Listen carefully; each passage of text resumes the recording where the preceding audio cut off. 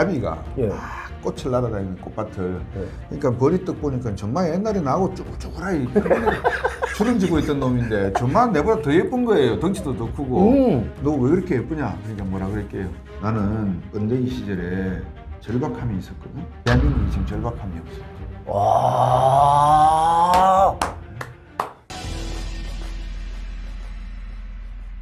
지금 부동산에 말씀하시기를 여러 가지 경제 지표가 우리 부동산 거품을 키웠다 결국은. 네. 먹고 살 게 없으니까 사실은 부동산 갖고 우리가 지금 버텼다. 이건 중국과 마찬가지거든요. 우리가 이 부동산 시장이 조금 뭔가 안정화가 되려면 어떤 것이 지금 필요한가? 경제학자로서 뭔가 좀 제시를 하자면 좀 그런- 안정화 시켜야 되나요 지금? 안정화 시키면 안 되나요? 안정화라는 개념부터 우리가 명확히 좀 할 필요가 있을 것 같아요. 우리 모두가 중산층이 널리 퍼져 있고 거의 1인당 국민소득이 약 6만에서 5만 정도의 높은 수준을 유지하고 있을 경우에 이 주택이라고 하는 문제는 인간이 헌법에 보장된 행복 추구권의 가장 근간이 되는 의식주 가운데 하나지 않습니까? 예. 그래서 이 주택 문제는 큰 문제가 되지 않아야 될 것 같아요. 그러니까 주택을 사고 파는 데 있어서 버블이 낄 수도 있지만 집을 사고 팔고 하는데 내가 여기서 하룻밤 자고 나니까 1억 올랐다 이런 개념은 통하지 않아야 될 것 같아요. 지금 그런 시기를 우리가 겪었잖아요. 겪었죠. 그래서 이제 안정화라고 하는 개념이 예. 그 스테이블이라고 하는 뉘앙스가 뭐냐면 큰 변화 없이 그냥 정부가 펼치고 있는 인플레이션 안정화 정책에 맞춰서 그냥 꾸역꾸역 가는 그런 상황. 그러려 그러면 이제 방금 말씀드렸다시피 정부가 인플레이션과 그랬잖아요. 예. 그럼 인플레이션을 잡는 거는 금리잖아요. 예. 그러니까 인플레이션이 안정이 된다는 말은 금리가 안정된다는 말이죠. 그러면 이 안정된 금리는 3개월짜리, 1년짜리 단기 금리는 안정되기가 힘들잖아요. 예. 그러면 15년, 30년 금리가 안정이 돼야 되겠죠. 채권이 30년 뒤에 만기가 되니까. 그러면 이 금리를 이용해서 주택 가격이 연동이 돼버리면 주택 가격은 출렁출렁 거릴 리가 별로 없을 것 같아요. 그렇죠. 확률이 낮아지죠. 낮아지죠. 그래서 미국은 그런 식입니다. 30년 미국 재무성 채권 금리와 연동이 되어서 미 연준 기준 금리가 만들어지고 예. 만들어진 이 기준 금리를 따라서 물가가 잡히고 그래서 연 2%고 집값도 보면 중소부 지역이나 일반 중산층들이 사는 집값은 1년에 2%에서 3% 올라요. 나름 미국은 지금 뭐 고가의 이야기도 나오지만 안정적이다. 안정적이다. 주택 시장은. 저는 그렇게 보거든요. 이제 보통 분들이 뉴욕이나 그런 데 가서 안 살아봤구나 또 이런 말씀을 하실 것 같아서 예. 뉴욕이나 LA가 샌프란시스코 뭐 이런 대도시에 가면 엄청 비쌉니다. 집값이. 비싸죠. 왜 그러냐? 말씀 여러분 잘 아시는 수요와 공급 법칙에 따라서 땅은 한정돼 있는데 예. 사람들이 살려고 하니까 왜 직장이 있으니까 돈이 있으니까 이제 그렇게 되면 이제 수요 법칙이 적용이 되는데 일반적으로 쫙 펼쳐진 미국의 중소도시 인구 10만에서 30만 정도 되는 도시만 하더라도 집값 상승률은 인플레이션 상승률과 비슷하게 간다. 이제 그런 의미에서 안정화된 가격이라고 이제 표현을 하는 거고요. 그 다음에 이제 두 번째 안정화된 가격의 의미를 어떤 의미로 펼쳐야 되면 저희들이 막 성장할 때는 경제 성장 발전기라 그래야 되겠죠. 발전 기간 동안에는 사람들이 어디에 다 집중을 하냐 그러면 제조하고 소득 늘리고 하는데 집중을 하시다가 이제 성장 국면으로 딱 들어가면 호주머니에 막 돈들을 끄집어내요. 막 내 신발에도 돈 있고 야 어제 많이 벌어서 막 끄집어내서 조금 꾸겨진 걸 다 헤아려 봐요. 펴요. 펴고 난 다음에 가서 봐 이걸 어디다가 다시 은행에다 적금할까? 아니야 주식 좀 살까? 나 집 없잖아. 전세 사는 것보다 우리 집을 사야 되겠지? 이제 이런 형태로 소비가 이루어지겠죠. 그때 이루어지는 소비는 집값이 상승하더라도 성장하고 발전하니까 안정이 되어 있는 상태죠. 오히려. 이제 그 두 번째 안정화의 개념에는 묻을 수 있는 게 버블이 묻을 수 있긴 있습니다. 안정이라는 단어에는 버블이 어느 정도 묻어 있다. 그거는 이제 경기 사이클을 타기 때문에. 예. 그런데 중국 같은 경우에 지금 어느 정도냐면 우리가 최근에 미국 서프라임 겪어봤잖아요. 서프라임 무기지. 그때 우리 주택 가계 부분이 얼마나 손실난지 혹시 아시고 계시나요? 아니요. 3조 달러 잃어버렸어요. 그러니까 미국은 제가 막 자영업 하잖아요. 예. 떡볶이집 하면서 제 집을 담보로 대출을 받았어요. 근데 제 떡볶이집이 망했어요. 예. 그러면 망한 거 제가 빚을 갚고 제 집에 예를 들어서 5만 불이 빚이 지금 대출받은 게 있다. 그러면 집 팔아서 5만 불을 갚잖아요. 끝. 근데 집값이 지금 1만 불이다. 근데 5만 불을 갚아야 되는데 집을 담보로 했는데 3만 불까지 비잖아요. 미국은 그래도 끝. 4만 불 더 갚을 필요가 없어요. 미국은 그러니까 내가 그 빚을 다 갚는 거 그것을 하지 않아도 된다. 이미 다 파산했으면. 그러면 이제 그 짐이 누구한테 가겠어요? 금융사로 가겠죠. 은행으로 가죠. 예. 그 은행도 약 4조 달러의 빚을 얻었어요. 그 바람에. 아. 그래서 서프라임 때 사고가 난 게 미국 경제에 부동산으로 인해서 약 6조에서 7조 달러 사고가 나버렸어요. 아, 결국 미국도 그렇게 되면 부동산으로 피해를 본 거잖아요. 인류 역사에 예. 14번의 세계 대불황 대공황이 있었는데 그 중에 11번이 전쟁으로 끝났대요. 근데 그 13번의 대불황 대공황의 원인이 부동산의 버블 붕괴였어요.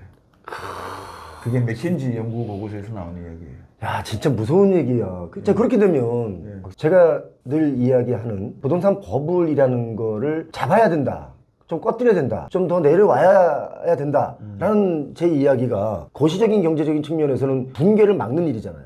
저는 버블도 좋은 버블이 있고 나쁜 버블이 있어요. 그러니까 경제가 좋으면 주식도 그렇잖아요. 우리가 주식을 사는 이유는 미래 기업 수익 가치가 올라갈 거를 예상해서 내가 산 주식 가격이 올라가겠거니 해서 투자를 하는 거잖아요. 그렇죠. 미래 가치 보고 가는 거죠. 부동산도 마찬가지죠. 경제가 계속 좋고 성장할 것이다라고 판단이 되면 내가 투자처를 찾는데 그 투자 자산 포트폴리오 중에서 부동산도 한 개를 차지하는 부분이 있지 않겠습니까? 그럼 살 수 있죠. 사서 계속해서 가져가면 가격이 오르고 하는 것이 자산 노릇의 역할이니까 가능하죠. 근데 이제 문제는 뭐냐면 경기가 침체하기 시작하면 사람들이 어느 것부터 손을 댈까라고 하면 주식 제일 먼저 팔겠죠. 애들 교육비 줄이겠죠. 예? 다 줄여나가요. 예. 그러면 부동산을 줄이면 얼마만큼 비중을 차지하기 때문에 내가 가지고 있는 빚에서 부담을 덜면 덜 수가 있다고 나오는데 우리나라는 한 70%입니다. 자산의 가계자산에. 70에서 80%를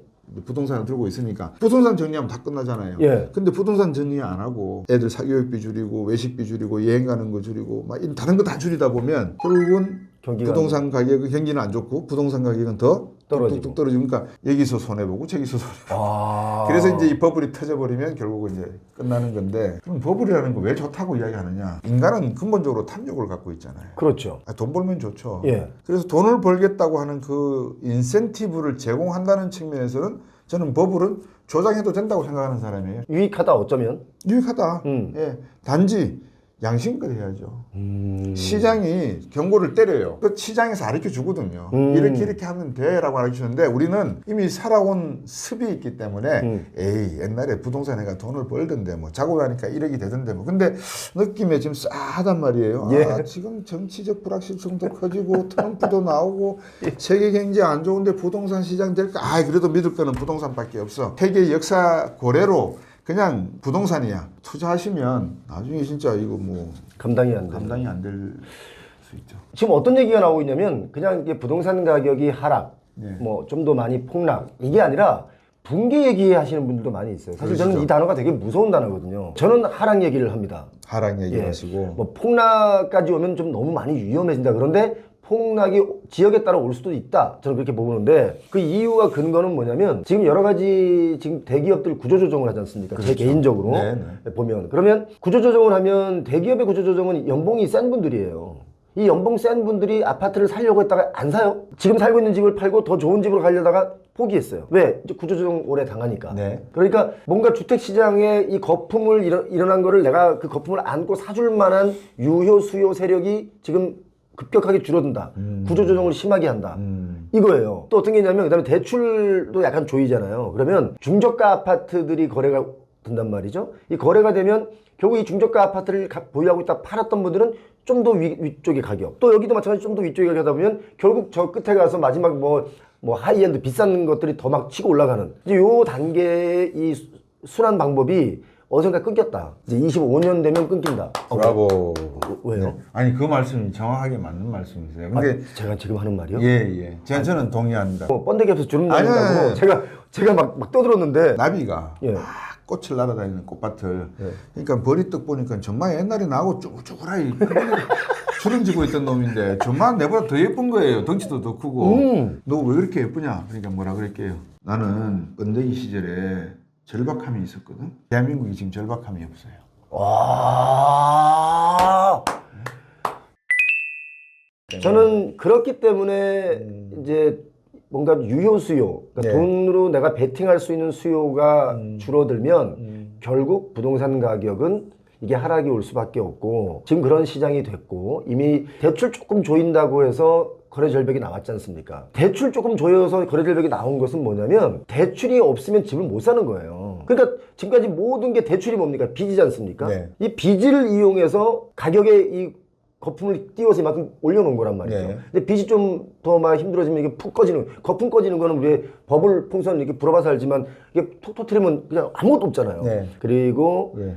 예전에 부동산 가격의 사이클은 그건 예전 얘기다. 지금은 인구가 줄어도 그냥 주는 게 아니고 급격하게 줄거든요. 부동산이라고 그러면 살아남느냐? 이건 아니다. 라는 게 제 개인적인 네. 시각이고 이럴 때 제가 드리는 말씀은 조심해야 된다는 말을 드린다. 해주신 말씀을 제가 또 제 나름대로 해석을 하면 이제 그런 생각이 드는 거죠. 부동산에 투자해서 돈을 벌겠다고 하는 그 탐욕이라는 것을 자본주의 체제하에서 잘못된 거라고는 절대 말할 수 없다. 그렇죠. 말해서도 안 된다라는 점이고 단지 그 결과에 대해서만큼의 책임은 투자해서 성공하든 실패하든 투자한 사람이 져야 되지 그거를 정부를 손가락질하고 시장을 손가락질해서는 안 된다는 거예요. 우리 무조건 다 나라가 책임지라 그러잖아요. 근데 나라가 어떤 정책을 하고 있는지 아까 늘 우리 표 선생님이 지금 말씀하시는 게 공부하셔라, 연구하셔라, 배우셔라 이 말씀이신데 예. 너무나 좋은 말씀이 그런 거 공부하지 않고서 남 따라가다가 이렇게 투자해가지고 사기 당하고 한 분들도 많이 계시고. 맞아요. 근데 이제 정부가 그거를 이제 한 세 가지만 말씀을 제 나름대로 방금 말씀 주신 그 상중하 계층 간의 이 주택 이동 그러니까는 이제 중산층이 살던 분들은 늘 우리 마음에는 에임 하이라고 하는 인간의 본능적 욕구가 있으니까 예. 집을 넓히고 좋은 동네로 더 비싼 집으로 가야지. 근데 내가 돈이 충분치 않으니까 은행을 땡겨서 여기다 빚을 좀 얹더라도 내가 근로소득이 줄지 않는 한 이 정도는 감당할 수 있으니까 할 수 있고 두 번째 내 근로소득이 조금 불안정한다 하더라도 집값은 언젠간 오를 거기 때문에 전세를 주면은 월세를 주면은 그 빚은 내가 탕감할 수 있으니까 충분히 가능하겠지. 세 번째 정부가 만약에 내가 이렇게 좋은 집에 살고 잘 기득권자 세력권 안에 들어가서 노는데 여기를 건드리게 되면 저것들 재미없다는 건 늘 알기 때문에 설마 나를 건드릴까 이제 그런 심정이 버무려져서 많은 분들이 생각하건데 무조건 에임 하이 하실 것 같아요. 저 높은 곳을 향해서. 그래서 그렇죠. 제가 아는 분들도 전국적으로 주택보급률 제가 111.7%인가 어렴풋이 알고 있거든요. 예. 근데 서울의 자가보급률이 47% 정도로 알고 있어요. 그러면 예. 그 말은 이제 한 사람이 두 채씩 들고 있다는 거 아니겠습니까? 그렇죠. 근데 그건 평균이니까 예. 일반적으로 돈 있는 사람들은 세 채, 네 채 가지고 있는 걸로 예. 느껴져요. 그럼 이건 뭐와 같으냐? 몽골 혹시 가보신 적 있으십니까? 울란바토르. 울란바토르는 제가 못 못 가봤습니다. 가보십니까? 아파트를 우리 강남 스타일로 많이 지었어요. 예. 거기 이자율이 얼마냐면 25%, 26%입니다. 몽골에. 이자가요. 이자율이. 은행에서 빌리는 이자율이. 저축하면. 저축하면 한 10% 정도 되는 걸로 알고 있어요. 15%. 아, 돈을 빌려서 쓸 수 있을까요? 하여튼 뭐 그 사람들 세계니까 대수롭지 않겠죠? 네, 대수롭지 않게 대학 졸업생 월급이 우리나라 돈으로 월 한 50에서 60만 원 정도. 예. 하여튼 그런데 우리나라 돈으로 7억, 8억짜리 아파트가 계속해서 지어져요. 몽골은 10월 달 되면 공사 못 합니다. 땅이 얼어가지고. 하여튼 그래서 4월부터 6개월 사이에 한 3년에 걸쳐서 아파트를 올리는데 그 비싼 아파트가 어떻게 팔릴까요? 그게 낙찰계예요. 낙찰계? 예. 표 선생님이 아파트를 지으셨잖아요. 우리 옛날에 그 엄마들 개돈 탄다 할 때 낙찰계 말씀하시는 예, 거예요? 예, 그럼 어. 집을 지으셨잖아요. 예. 그럼 우리 PD 선생님하고 제가 가서 집을 사줘요. 그럼 집값이 오르죠. 그럼 예. 우리는 이자 부담이 좀 있더라도 집값이 계속 오르니까 우리는 또 잘 사는 동네 지금 있잖아요. 우리는 하나가 되었잖아요. 그럼 계속 올라가요. 그러다가 이제 또 우리 PD 선생님이 어이 표형 나도 아파트 하나 시행 시공할래. 그래 해. 그럼 나 한 2개 사줘. 알았어. 서로 이렇게 분파이를 해요. 자기네끼리 개하듯이 한다는 거예요? 그럼 결국 그들끼리 부를 이루다가 반대로 그들끼리 무너질 수 있잖아요. 무너졌죠. 그래서 지금 모라토리움이잖아요. 울란바토르. 그래서 우리나라의 파락군이고 강남이고 서초구 송파구 여기에 사는 분들은 자기 나름대로의 세상을 구축해놓고 사는 분들이에요. 맞아요. 예를 들면 전화하시면 해피 아빠 잘 있어요 이러잖아요. 예, 맞아요. 강아지 이름 부르고. 예. 그런 세계가 구축이 돼버렸잖아요. 그렇죠. 그러니까 일반 종인들이 봐서는 이게 하나의 로망인 거예요. 나도 저 세계에 어떻게 들어갈까. 그래서 강남에는 살아봐야죠. 강남에 가고 싶어요. 이런 얘기들이 사실 많이 있는 거예요. 있는 거죠. 그래서 이제 부동산의 버블이라고 하는 것들이 이제 그런 식으로 형성이 되더라고요. 근데 저는 안정만 시킬 수 있다면 버블은 바람직하다. 더 바람직하려면 버블의 크기가 앞에서 말씀드린 우리나라 정부에서 발표하는 기준금리 수준에서 플러스 마이너스 1, 2 정도 왔다 갔다 하면 그러면 안정적이죠. 베스트 아니겠습니까? 베스트 버블이죠, 그건. 근데 지금 버블은 지금 체감하는 것은 이게 너무 과도하다. 우리나라의 평균 가계 자산 순자산이 5억이 안 되지 않습니까? 안 되죠. 그러니까 평균적으로 그게 안 되는 나라에서 어떻게 버블이 낀 동네만 저렇게 버블이 많이 낄 수 있느냐. 그래서 사실 강남에 있는 분들도 이 버블을 걱정하는 분들이 너무 많아요. 자기가 고가의 아파트를 자기가 사면서 자기도 불안해하는 거야. 이거 진짜 이러다가 뭔 일 나겠는데라는 생각을 갖고 있는 분들이 많아요. 근데 저는 나게 하고 싶어요, 정말. 어?